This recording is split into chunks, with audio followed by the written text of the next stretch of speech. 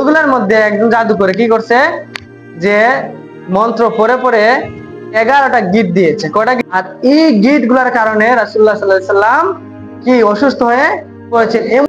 বন্ধুরা, আমরা কোরআন শরীফের ভিতরে দুইটি সূরা জানি। সর্বশেষ সূরার নাম কি বলতো? সর্বশেষ সূরার নাম সূরাতুন নাস। সূরা ফালাক এবং সূরা নাস, এই দুটি সূরা একসাথে নাযিল হয়েছে। এই দুটি সূরা কি একসাথে? একবার আল্লাহর রাসূল সাল্লাল্লাহু তাআলা আলাইহি সাল্লাম খুবই অসুস্থ, খুবই কি অসুস্থ। তো তিনি শুয়ে আছেন, ওনার পায়ের দিকে একজন ফেরেশতা আর মাথার দিকে একজন ফেরেশতা বসে আছে। দুইজন ফেরেশতা বসে আছে। বসে কি করলো? গল্প করতেছে যে ওনার কি হয়েছে।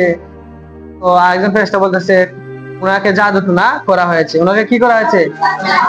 জাদুটনা করা হয়েছে। তো আজকে আমরা সূরা ফালাক এবং সূরা নাস কি জন্য নাযিল হয়েছে সেটা আমরা জানবো। তো একবার আল্লাহ রাসূল সাল্লাল্লাহু আলাইহি সাল্লাম খুবই অসুস্থ, বিছানায় শুয়ে আছেন।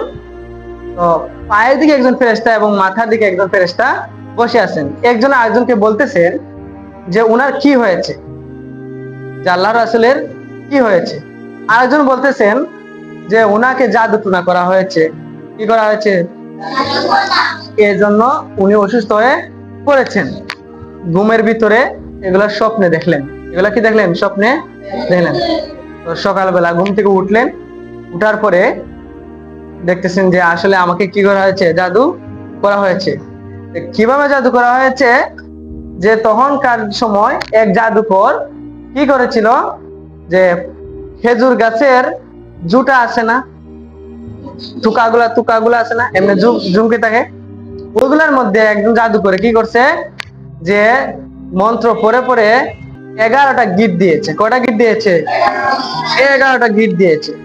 11টা গিট দিয়ে সে কি করছে? একটা কূপের ভিতরে পাথর চাপা দিয়া ওইগুলা রেখে দিছে।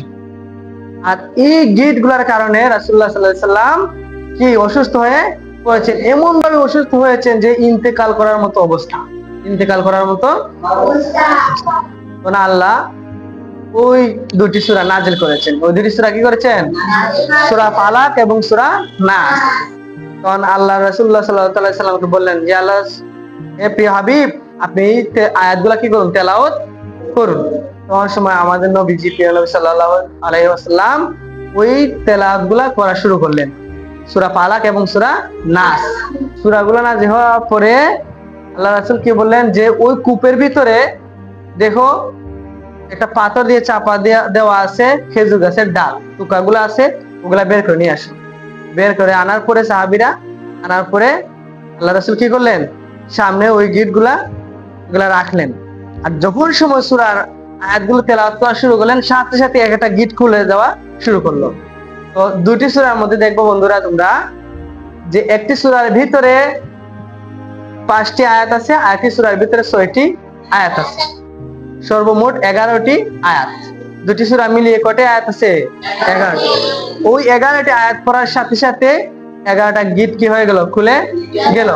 এবং আল্লাহ রাসূল সাল্লাল্লাহু আলাইহি সাল্লাম সাথে সাথে কি হয়ে গেলেন? সুস্থ হয়ে গেলেন।